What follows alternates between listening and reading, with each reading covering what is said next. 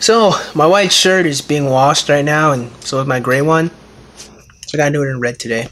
But red's my favorite color, so I'm not bothered by it. So, I actually found this video attached to an article of the same name. Science proves why you shouldn't have kids, or something of that nature. So, yeah. Let's just let them take it away. I thought it would be interesting to respond to this one. They're gonna go.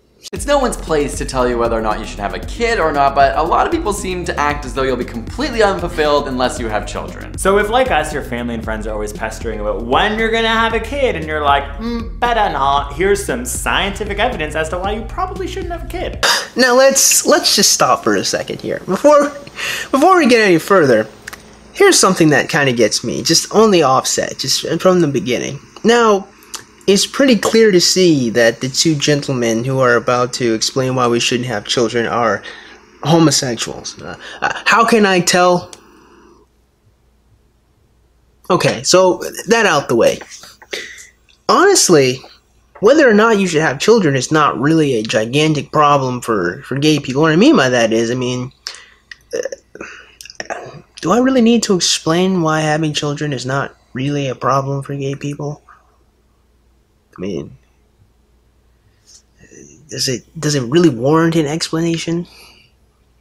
And more to it than that, I know there's a lot of people. I know a couple of years ago, lots of people were always saying that gay people always want to adopt children or want to go into surrogacy and all that.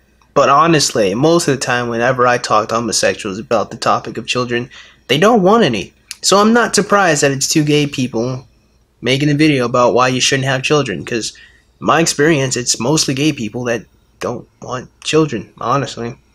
Not saying that that category is exclusively don't want children means they're gay. I'm not saying that. I'm just saying most of the gay people don't want children. Yeah, it's not really much of a concern for them for obvious reasons.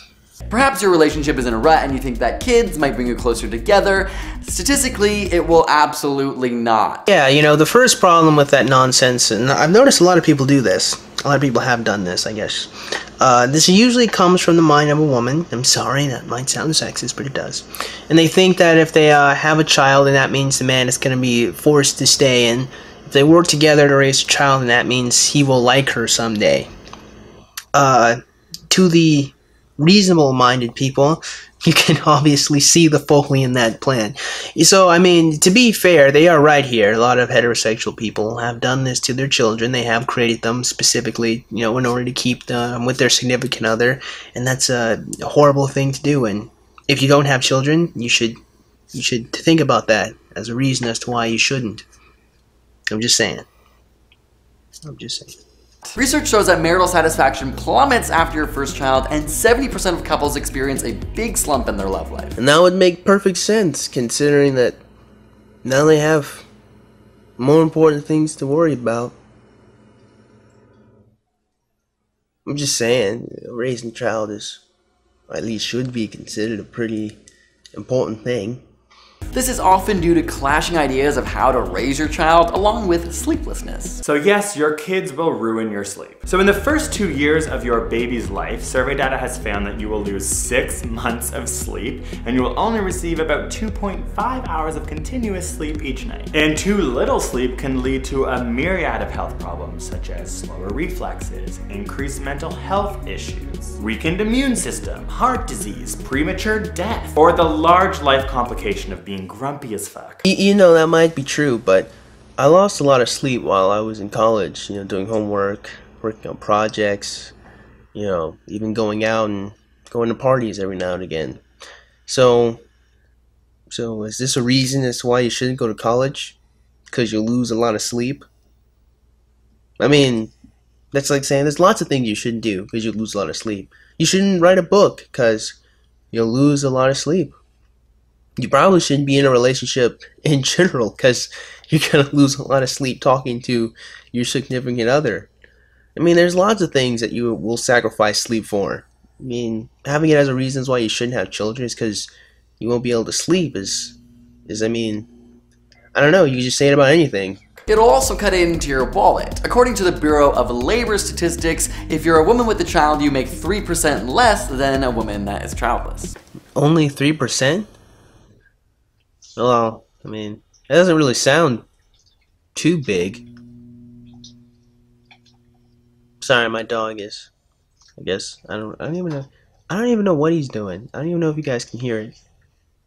That has nothing to do with the video. I'm just commenting on my dog smacking his lips. Anyhow, 3% of a difference doesn't sound too much of a disincentive to have children, unless you make a lot of money. But I don't know if you will, if you won't. I'm just saying it just doesn't seem enough. But I'm not a woman, so I don't know. However, this is not true of men who make an additional 15% if they have kids compared to those without. It has nothing to do with how hard you work, how many hours you work, or the job you have, but the double standard idea that men are breadwinners and women are caregivers. Employers see fathers as committed and stable, whereas they see mothers as flaky and distractible. A study at Cornell found that when identical resumes were sent out, except one line was changed to show that they were members of the Parent-Teacher Association, women got half the amount of calls, while men actually received more calls. Well, considering that women, whether they like to admit it or not, do select men based on their ability to earn money and protect them and make them feel secure, I'm not really surprised that this is true. I mean, if you just kind of think about it for a second, as an employer, would you rather hire the person who has the potential to stop working for long periods of time, or the person that will probably work for longer periods of time in order to raise someone?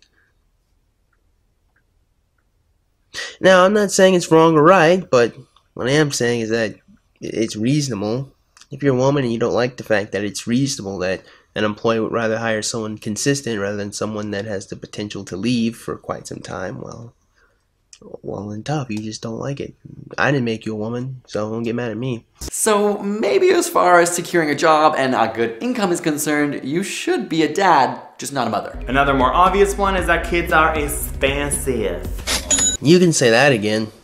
Though I do want to point out, this is something I find to be particularly interesting about raising children. I've noticed that a lot of people primarily focus on the fact that children cost a lot of money to raise, but a lot of people don't ever really stop and think about the actual mental effort that goes into teaching a child wrong from right and how to be a person.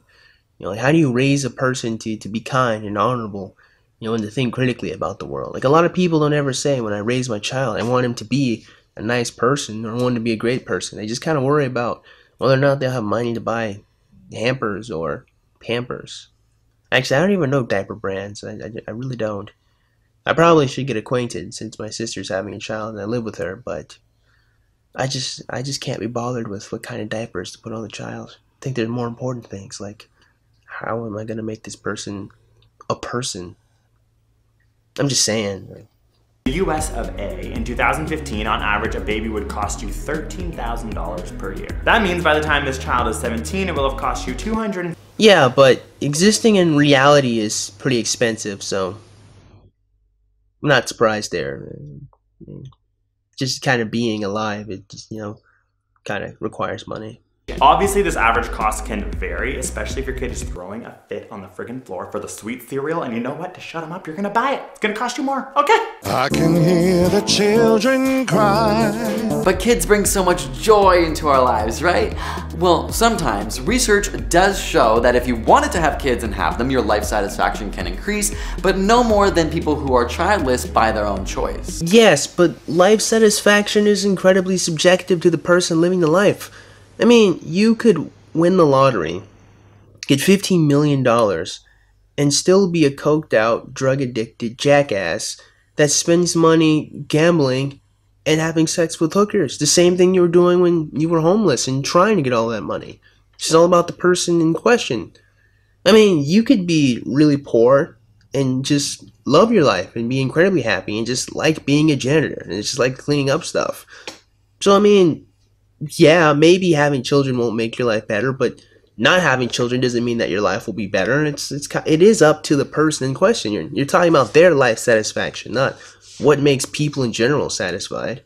And sure, there are some consistent trends that kind of make people happy, you know, like being loved, certainly, unless you're a woman. So I guess being a man, if you're loved as a man or appreciated as a man, most men really fucking like that shit. It's actually really hard to love women. I don't know why. I think it might have something to do with the fact that they hate themselves, so they don't think that they deserve to be loved.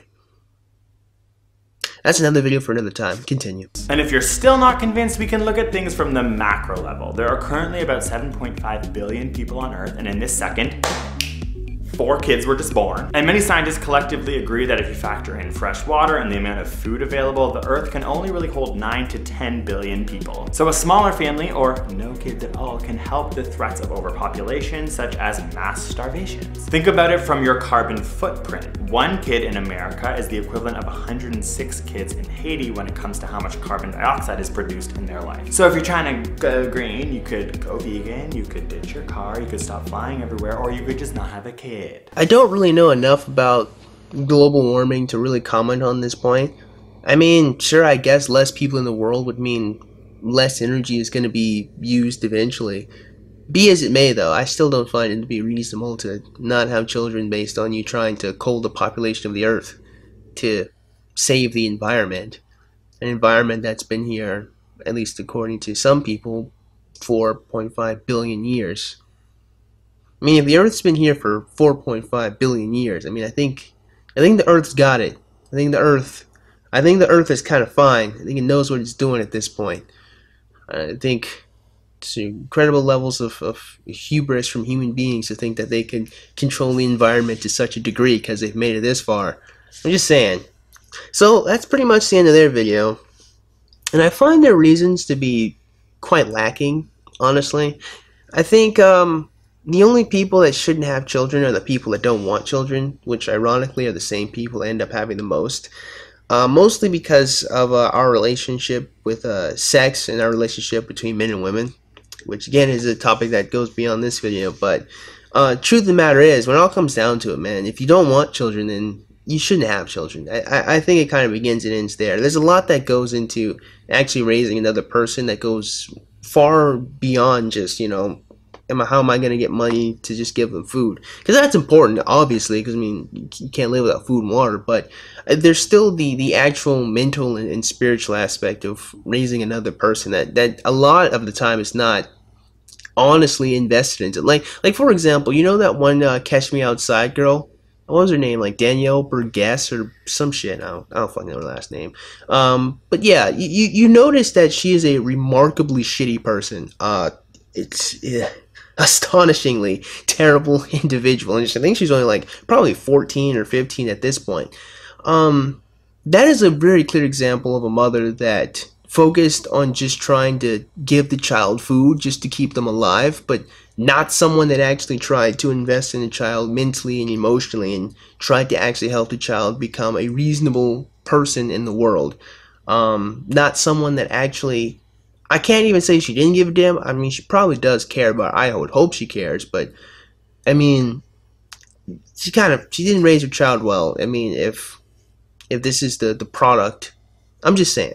You know, there's more to raising children than that. And honestly, again, when it all comes down to it, the only reason why you shouldn't have children is because you don't want children. It should be that simple. You don't bring people into this world that aren't wanted, because it's just going to cause a gigantic amount of problems for other people.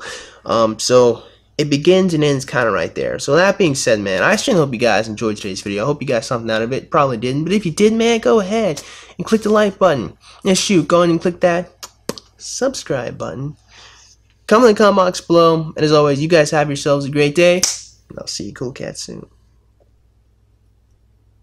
Adios.